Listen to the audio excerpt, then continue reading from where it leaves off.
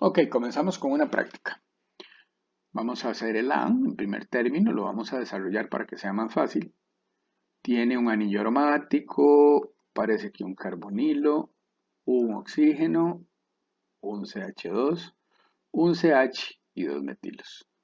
Pues bueno, sabemos que la parte derivada del ácido va a ser esa, ¿verdad? Entonces será un benzoato de. Y la parte derivada del alcohol tiene 3 carbonos en su cadena principal y este metilo en la posición 2. Entonces podríamos decirle benzoato de 2 metil, esto es una P, propilo. ¿Ok? Ese podría ser, ¿verdad? O benzoato de isobutilo, también estaría aceptado por la IUPAC como nombre común.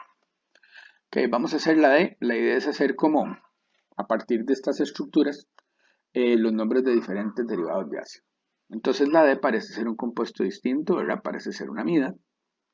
Tiene aquí un fenilo con un NH, ¿sí? Ahora tiene un carbonilo, ¿ok? Un CH2, ¿ok? Que es este, y un isopropilo. Bien. Entonces la cadena principal de la amida va a tener 4 carbonos. Y el sustituyente, como ustedes pueden ver, del nitrógeno, porque es una amida primaria, es un N-fenil, ¿ok? Bien, N-fenil, 3-metil, respetando el orden alfabético, ¿verdad? Y entonces sería butanamida, ¿ok? El otro nombre podría ser beta-metil butiranilida, que es el nombre común. Ok, vamos al G. Porque el G, como ustedes pueden ver, es un bromuro de ácido. Entonces vamos a ver, tiene un isopropilo también, de primero. Después aquí está el CH2 y ahora sí, el carbonilo y el bromo. Vamos a ver, entonces 1, 2, 3 y 4, ¿verdad? Sabemos que hay que empezar nombrándolo como bromuro de, ¿verdad? 3 metil, y son 4 la cadena principal, bután o hilo. ¿Ok? Bien, de todos los demás que quedan, quizá el que es más diferentillo es el I. Vamos a desarrollar el I. Tiene también un isopropilo, ¿ok? Y justamente después un carbonilo, un oxígeno y así. Entonces es un anhídrido, ¿ok? Y tenemos esta parte que es de un carbono, por lo tanto podríamos decir anhídrido metanoico. Y aquí tenemos una cadena que tiene 1, 2 y 3. Claro, sería anhídrido metanoico 2 metil propanoico. Bien, resolvemos ahora algunas estructuras, ¿ok? Les ponemos nombre a algunas estructuras. Vamos a ver la M. Entonces la estructura M viene del ácido propano dioico.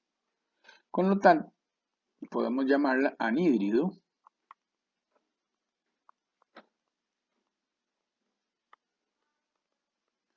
propano dioico. Sencillo, ¿ok? Ok, la otra que podemos hacer es la N, ¿verdad? En que tenemos, como ustedes pueden ver, un ciano y un hidroxilo. Y en este caso sabemos que el ciano o el nitrilo tienen prioridad.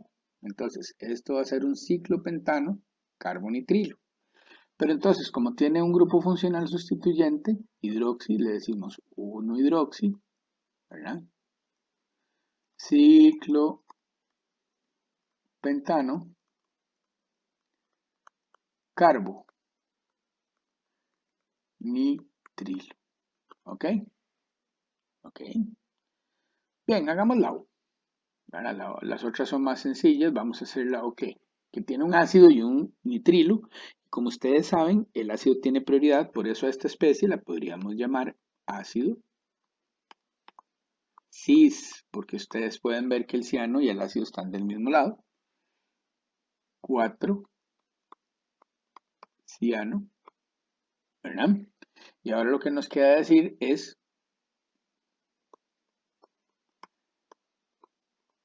ciclohexano carboxílico. ¿Ok? Bien, terminaremos tal vez este ejercicio con la Q, ¿verdad? Entonces fíjense ustedes que es una lactama. Tiene 1, 2, 3, 4, 5 y 6 átomos de carbono. ¿Ok? Entonces, vean que hay un metilo que sustituye el nitrógeno y por eso podríamos llamar a nosotros este compuesto lactama del ácido. ¿Ok? Entonces aquí es donde viene una parte, ¿verdad? Interesante. 5-N-metilamino, ese sería el sustituyente, ¿verdad? Y de nuevo, ¿verdad? Son 7 carbonos realmente, tomando en cuenta este del metilo que me faltaba, muchachos. Entonces, como son 7 la cadena principal, que me había faltado enumerar ese, es la lactama del ácido 5-N-metilamino, ¿verdad? Heptanoico. Ok, listo. Bien, eso completa un poco de algunos ejercicios de nomenclatura. Hay que practicar bastante, muchachos, nomenclatura, lo que tienen en el libro y tal vez en alguna práctica adicional haremos pues un poco, porque son bastantes ejemplos de nombres de compuestos de grupos funcionales distintos. Ok, vamos a hablar ahora de las fuerzas intermoleculares entonces en los derivados de ácido. Ok, vamos a ver dos cosas que son importantes es la polaridad del grupo que tenga el derivado de ácido en particular y la posibilidad de formación de enlaces de hidrógeno. Las fuerzas intermoleculares en este tipo de moléculas van a estar determinadas básicamente por eso. Claro, y como ya sabemos de antes, por su carácter hidrófobo. Bueno, fíjense que en el caso de los ácidos carboxílicos tenemos puntos de ebullición altos y densidades altas porque de cuando se asocian dos ácidos, ¿verdad? Como vemos acá, formando el dímero, ¿sí? Pues entonces tenemos una especie muy pesada, muy asociada, que claro, le va a permitir a los ácidos tener un punto de ebullición muy alto. Fíjense en cambio que los nitrilos también son especies muy polares por la polaridad, valga la redundancia, del enlace entre el carbono y el nitrógeno, y las interacciones dipolares entre ellos, aunque no formen enlaces de hidrógeno, son muy fuertes. Ok, bueno, como para explicar un poco la tendencia de todos estos familias de grupos funcionales, muchachos, nos interesa ver esta tabla. Ok, fíjense que las amidas, ok, serán los derivados de ácido. Ahora, si uno se pone a pensar en derivados de ácido, todos que tengan más o menos la misma masa molecular, las amidas serán aún las terciarias las que tengan los puntos de ebullición más altos. Luego, junto con los alcoholes, ¿verdad? Que son otro tipo de grupos funcionales, están los ácidos y los nitrilos, por las razones que ya comentamos.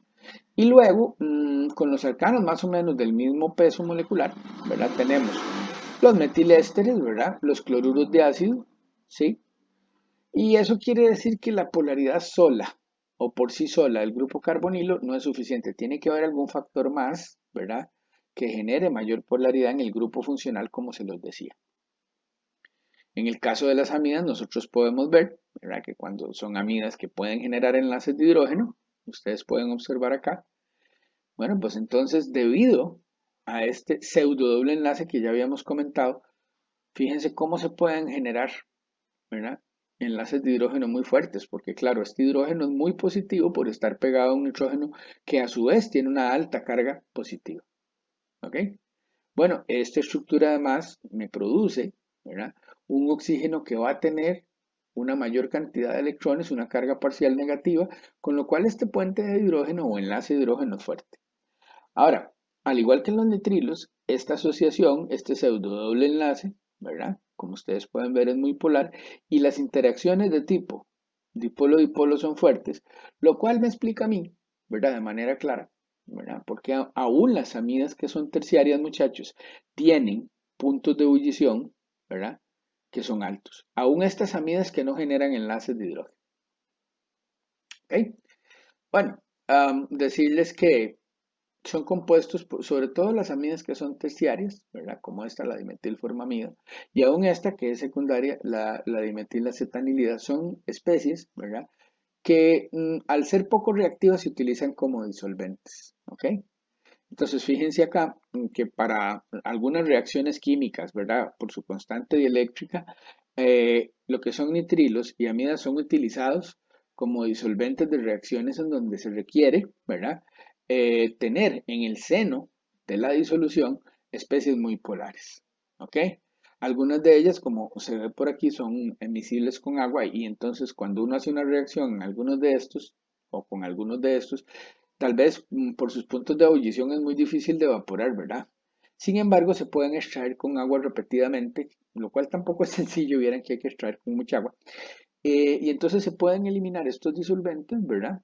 Y después de la reacción dejar los productos o dispersos, ¿verdad? De alguna forma en el agua o insolubles y por lo tanto sensibles de ser arrastrados o secados en otros disolventes que tal vez tengan puntos de ebullición más bajos.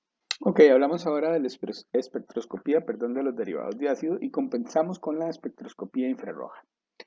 Ok, aquí hay bastante que decir, muchachos, porque resulta que los derivados de ácido se pueden diferenciar de forma muy clara y bastante bien a partir de los espectros infrarrojos. Bueno, aquí tenemos una tabla que compara desde las cetonas, ¿verdad? Hasta los ácidos y los derivados. Vamos a ver cómo son las bandas entonces de estos derivados en el infrarrojo. Sabemos que el carbonilo de una acetona pues anda por alrededor de 1710 centímetros a la menos 1, muchachos, siempre y cuando no esté conjugado, en cuyo caso baja.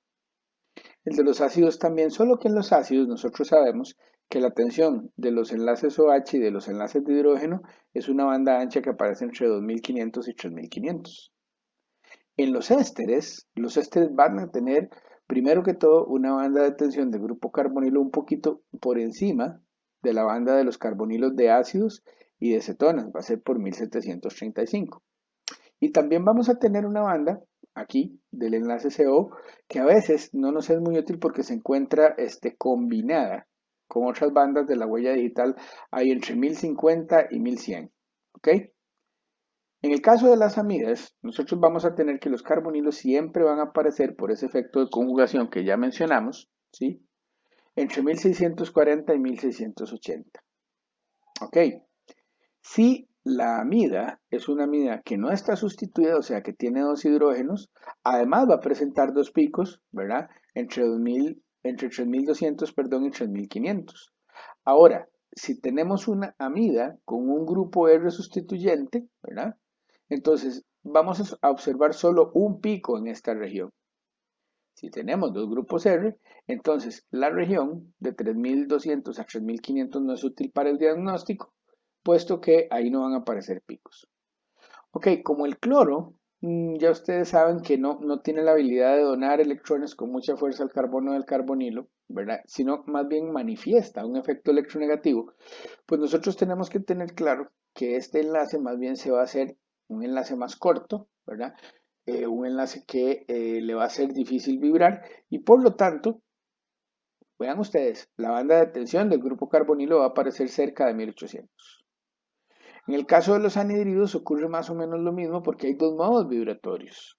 Uno en el cual uno de los carbonilos aparece en 1800, ¿verdad? Y el otro sobre 1750. Claro, son dos carbonilos, ¿verdad? Y me voy a enfocar en dos modos de vibración. Finalmente, banda ya conocida por ustedes es la de los nitrilos, que está cerca de 2200 centímetros a la menos 1. Ok, bueno, acá vemos el espectro infrarrojo de un éster típico. ¿Lo ven? Entonces tenemos el carbonilo, por una zona normal es un éster alifático, así que vemos solo picos en esa región de la tensión CH. Y probablemente, ¿verdad? En esta región, este pico ¿sí? O alguno de los que están aquí sea del enlace de la vibración del enlace CO, ¿verdad? Realmente de estos enlaces CO. Acá vemos un éster que es aromático, ¿verdad? Y fíjense ustedes cómo la banda del carbonilo ya sale un poquito más abajo. Vemos también los picos correspondientes al aromático, ¿verdad? Y vemos que en este caso hay dos bandas para la tensión de tipo CO. Ok, vemos ahora aquí, muchachos, entonces los espectros o las bandas más bien más características de lo que son las lactonas y las lactamas. Fíjense ustedes cómo la posición de la banda carbonilo va variando, ¿verdad? En el caso de las lactonas, a medida que yo hago, ¿verdad? Un ciclo más tenso o a medida que los carbonilos están en ciclos más tensos, la banda se va desplazando, ¿verdad? A frecuencias más altas. Lo mismo ocurre en el caso de las lactamas. Ahora, en el caso, como ustedes pueden ver, de las lactonas, estos desplazamientos van a frecuencias mucho más altos que el caso de las lactamas por la conjugación que ya establecimos. De nuevo, en anillos como este, que son más grandes y menos tensos, o este, ¿verdad? Las bandas tienden a aparecer, ¿verdad? En las regiones típicas, tanto de los ésteres de cadena abierta como de las amidas de cadena abierta. Bueno, aquí sencillamente tenemos un ejemplito en el cual hay una lactona de 5 miembros y por lo tanto, ¿verdad? Vemos que el carbonilo aparece un poco para arriba de la región que es típica para los ésteres de cadena abierta. ¿Ok? Acá tenemos una serie de espectros de amidas. Como ustedes pueden observar, al ser una amida que no está sustituida en el nitrógeno o primaria, tenemos dos picos en esa región de 2500 a 3500, perdón, y el grupo carbonilo que por la conjugación ya comentada aparece por debajo de 1700. Vean que podemos tener una amida primaria aromática en la que se mantiene la misma tendencia. Un grupo carbonilo, como ustedes pueden ver, ¿verdad? Por debajo de 1700 y dos picos para la tensión del enlace NH2. Ok, lo que vemos acá de forma sencilla también es un espectro en donde ya tenemos una amida que está sustituida en el nitrógeno y solo me queda un hidrógeno, con lo cual solo me va a aparecer un pico en esa región de 3200 a 3500. Se ve también la banda del carbonilo por debajo de 1700 y bueno, algunas bandas de tensión del NH podrían ser de interés, pero aparecen en zonas donde muchas veces aparecen otras bandas y además, ¿verdad? De forma importante hay que decir que muchas veces no se ven con claridad. Bueno, aquí tenemos el espectro, ¿verdad? De una amida que está disustituida, o sea que no tiene hidrógenos, ¿verdad?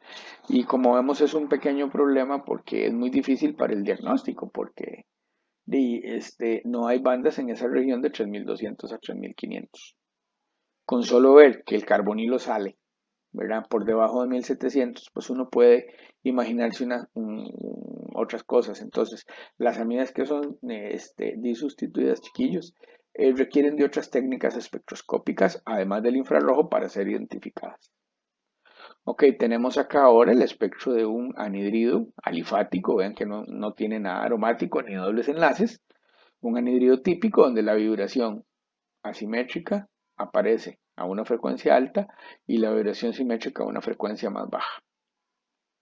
Ok, aquí hay otro ejemplo, lo mismo, si es un anhidrido va a mostrar dos bandas. Ok, bien, en el caso de los cloruros de acilo vamos a tener, como ya se dijo, pues una sola banda por 1800. Ya sabemos que el cloro hace que el carbonilo se comprima, que se vuelva un enlace más fuerte en ese sentido y que le cueste más vibrar. Vemos que en el caso de este cloruro de ácido aromático tenemos también la banda que está conjugada y aún así aparece cerca de 1800. Esta otra banda, ¿verdad? Es de otro tipo de, digamos, de asociación o de movimiento vibratorio que se puede dar en la especie. Los nitrilos. Bueno, los nitrilos, muchachos, ya son conocidos para nosotros y sabemos que aparecen con bandas entre 2500, ¿verdad? Y 2800 como mucho. Aquí tenemos otro ejemplo, en este caso del benzonitrilo que es aromático, ¿verdad? Y entonces, bueno, ahora vamos a ver un par de ejercicios. Ok, vamos a ver, ¿qué me dice? Dice que hay que determinar, ¿verdad? ¿Qué grupo funcional los produce? Carbonilo por 1800, ¿qué más vemos? Bueno, por ahí por 600 parece que hay algo. Lo que veo es que no es aromático. Ok, ¿qué diríamos que es este compuesto? Con un carbonilo tan alto, solo uno, y sin ninguna otra indicación, y a vos de pronto, muchachos, diríamos que es de un cloruro de ácido, porque el carbonilo está muy alto. Ok, este ejercicio de aquí, este ejercicio que nosotros vemos acá, pues está un poquito más fácil de ver. ¿Por qué? Porque vemos que hay dos picos entre la región de 3200 y 3500 y un carbonilo por debajo de 1700. Bueno, parece que eso puede ser una amida. Correcto. Ok, este infrarrojo, muchachos, ¿verdad? ¿Qué les parece? ¿A qué corresponde este espectro infrarrojo? Bueno, como vemos también es una especie con un carácter alifático, ¿verdad? Y tiene dos carbonilos. Entonces es fácil entender que esta especie podría, muchachos, podría deberse, ¿verdad? O este espectro podría deberse a el espectro de infrarrojo, ¿verdad? De un anhidrido, correcto. Bien, hablemos ahora de los espectros de resonancia magnética nuclear, muchachos, ¿ok? De los derivados de ácido. Ok, vamos a ver. Entonces, lo primero que tenemos que notar, ¿verdad? Lo primero que tenemos que notar, quizás, muchachos, es que los carbonos que están en la posición alfa a los carbonilos, ¿verdad? Siempre van a aparecer entre 2 y 2.5, ¿verdad? Fíjese qué pasa en todos los derivados de ácido hasta con los nitrilos. Ahora, algunas posiciones características de protones en estos derivados. Los metilenos que están pegados a este oxígeno aparecen por 4. Y los metilenos pegados a los nitrógenos de las amidas más bien por 3. Otros que son característicos, bueno, en el caso de las formamidas y los formiatos, o sea, amidas y ésteres respectivamente del ácido fórmico, pues vamos a tener un protón que va a salir cerca de las 8 partes por millón, que es similar entonces al protón del aldehído. ¿Ok? Bueno, acá tenemos, como para seguir ilustrando este tema, el espectro de resonancia magnética nuclear de protón, ¿verdad? De la dimetilformamida. Ok, fíjense ustedes que aparecen dos señales para los metilos y uno diría de ahí, pero esto no es un enlace simple. No debería de haberse una sola señal de estos dos, ¿no? Recuerden del carácter, ¿verdad? De doble enlace que tiene este enlace carbono-nitrógeno en la unión amida. Y que debido a ese carácter de doble enlace, como la rotación no está muy claramente permitida, ¿verdad? Es muy lenta y por eso se pueden ver dos señales. ¿Ok? Bueno, aquí está en la dimetilformamida, como ustedes pueden ver, la señal que está cercana a 8 es la señal del protón unido al carbonilo. Bueno, aunque todavía no lo hemos visto, fíjense que en el carbono 13 aparecen dos señales, ¿verdad? A campo alto, que son las de los dos metilos, y una señal, ¿verdad? A campo bajo por 160, que es la del carbonilo de la amida. Ok, vemos acá entonces ahora algunos rasgos que son generales a todos los derivados de ácido. En este anhidrido, ¿verdad? Que es cíclico y saturado, muchachos, o sea que no tiene otros dobles enlaces ni es aromático. Una sola señal, claro, porque estos metilenos son iguales, pero lo que quiero que vean es que esta señal está entre 2 y 3. En este nitrilo de acá podemos ver que estos hidrógenos que están vecinos al grupo ciano electronegativo aparecen también entre 2 y 3. Bueno, aquí están interpretados las otras señales del compuesto. Ok, ahora sí, ¿cómo son los carbonos 13 de los derivados de ácido? Sencillos y muy particulares. Fíjense ustedes, ¿verdad? Que nosotros podríamos decir, mira, ¿dónde sale el carbonilo de un éster? ¿Será lo mismo que el de la amida? ¿O que el del nitrilo? ¿O que el del cloruro de ácido? ¿O el anhidrido? Ok, vamos a tener aquí como dos grupos, fíjense. En el caso de un éster, ¿verdad? El carbonilo va a aparecer entre 160 y 175. Pasa lo mismo con las amidas. Pasa lo mismo con los anhidridos y los cloruros, pero no con los nitrilos. Ok, el carbono de un nitrilo va a salir cerca de 120 partes por millón. Ok, veamos este ejemplo para empezar. El de 164, que es este, claramente son los carbonilos del anhidrido. Y El único pico que aparece en 137 casi es de los carbonos llamados 2, que son los que forman un doble enlace. Ahora, si vemos el cloruro de ácido que tenemos aquí, que tiene esto carbono 2, carbono 1, ¿verdad? El carbono 1 es este, ¿verdad? Que sale por encima de 30 partes por millón por estar unido a un carbono que está muy positivo. Y este, que está cerca de 170 partes por millón, es la señal que corresponde, ¿verdad?, al carbono del cloruro de ácido. ¿Ven? Entonces, todos los derivados de ácido menos los nitrilos tienen un carbonilo que aparece entre 160 y 175 partes por millón. Okay, aquí tenemos, por ejemplo, una amida que tiene un carbono donde está este 6, ¿verdad? Es una amida monosustituida en el nitrógeno, ¿sí? Entonces vemos, aquí están las señales de los carbonos aromáticos, ¿sí? Pero otra vez, entre 160 y 170 que tenemos, la señal que corresponde, vean, 168 es, ¿verdad? ppm, la señal del carbonilo, ¿sí? De la amida. Aquí tenemos un ejemplo más en el que ustedes pueden observar que el carbonilo de la amida aparece en 160.84 y el carbonilo del nitrilo en 113. Bueno, aquí están entonces los desplazamientos químicos correspondientes a los otros tres carbonos. Ok, en este derivado que como ustedes pueden ver es un aminoéster, ¿verdad? Azufrado, muchachos. Nosotros tenemos que la posición del carbonilo es típica, 169.58 partes por millón, ¿verdad? Y el otro carbono que es interesante mencionar es este, el que está pegado al oxígeno, porque claro, es el carbono inmediatamente unido al oxígeno sp3 de un éster, que es el capítulo que estamos estudiando, el de derivados.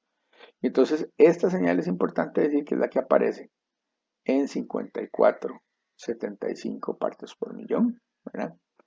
Bueno, pues vamos a tener unos carbonos 3 y 4, ¿verdad? Que, como ustedes pueden ver, también aparece la señal de 3 ahí por 54,75, 3, porque está pegado a un nitrógeno que es muy positivo, ¿verdad? Y al carbonilo que también desprotege. Y 4, ¿verdad? Que es el que está pegado a un azufre, ¿sí? Que más bien retrodona algo de carga, es la que aparece a campo más alto en 24.6. Ok, vamos a hacer un par de ejercicios para terminar esto. C3H5NO, bueno, esto aromático no puede ser, pero si tiene señales aquí quiere decir, ¿verdad?, que hay un doble enlace, muchachos. ¿Ok? Yo puedo ver que estos picos y estos obedecen, digamos, a los picos de un doble enlace. Ahora, la otra cosa que yo veo en el infrarrojo muy clara es la presencia de dos picos cerca de la región de 3500. Bueno, parece ser que esto tiene un carbonilo que si estos 1700 está más bajo, pues entonces esta especie, muchachos, será una amida primaria con un doble enlace. Sin alterarnos mucho, ¿verdad? Hacemos una estructura como esta, en la que tenemos los tres carbonos. Fíjense ustedes, aquí no calculamos mucho, no hicimos el procedimiento de siempre porque el ejercicio era muy sencillo. Son solo tres carbonos y entre dos hay un doble enlace, ¿cierto? El carbonilo tiene que estar porque es una amida y el NH2, entonces ahí están los tres carbonos y los grupos funcionales correctamente determinados, ¿ok? Bien. Nos falta decir a qué corresponde esta señal. Si estas son los hidrógenos del doble enlace, esa señal ¿a quién corresponderá? Bueno, corresponde a los protones del NH2. Bien, ahí está. Ok, vamos a ver aquí algún rasgo, ¿verdad? Porque este espectro de RMN se ve un poco complejo, ¿verdad? Las señales, como ustedes pueden ver, son señales que tienen una multiplicidad compleja. Bueno, esto parece un triplete y esto también, pero aquí hay un multiplete. Y como vemos, este es el multiplete que integra para varias cosas.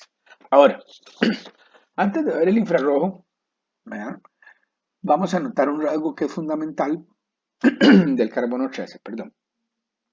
Bueno, ya aquí vemos una señal entre 160 y 175 que es la de un carbonilo. Claro, eso lo esperamos. Ahora si damos un toque al infrarrojo, uy, sí, un carbonilo en 1730. ¿ok? No parece aromático, no, para nada. Y aquí por 1200 hay bandas. Puña, difícil, pero podríamos pensar en que esta especie de entrada, ¿verdad? Por lo que el infrarrojo me dice, sea un éster. Ahora, vean qué más se ve en el carbono 13 que nos sirve para determinar la estructura de esta molécula. Tengo solo CH2. Ok. Muchachos, ¿qué estructura es la de un compuesto químico que solo CH2 tiene? ¿Mm? Y además de que solo CH2 tiene, ¿ok? Y tiene un éster. Y son 5 carbonos. Pucha. Claro, si solo CH2 hay y hay 1, 2, 3, 4 CH2, 1 es el carbonilo, ahí están los 5 carbonos que tiene la molécula, pero falta un oxígeno. Entonces sí es el grupo este. Pero si solo CH2 hay, la molécula lo que tiene que hacer es cíclica. Ven, 1, 2, 3, aquí están los CH2, 4, el carbonilo 5, y es una estructura cíclica porque no tiene metilos. Claro, esta señal de aquí, ¿verdad? Corresponde, vamos a ver, a estos 4 de aquí. ¿Verdad? Esta señal de aquí corresponde a estos, por eso es que es un triplete, más o menos, porque estos protones son en una especie rígida, ¿verdad? Entonces, este que parece un triplete es para ellos. Y este que está por 2 es típico, muchachos. Este es el que está a la par del carbonilo.